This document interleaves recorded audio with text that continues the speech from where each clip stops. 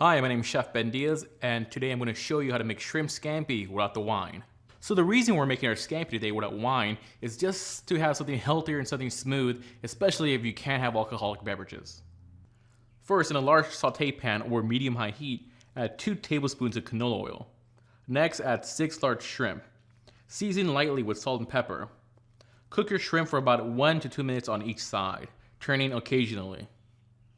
Now add 1 tablespoon of capers, followed by 1 tablespoon of chopped garlic, 2 tablespoons of chopped parsley, and 1 cup of chopped tomatoes.